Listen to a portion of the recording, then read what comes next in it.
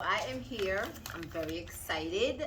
Today is the first day I am going to eat bread in 10 months. I have not eaten bread in 10 months. I'm very excited. Let me tell you what I got.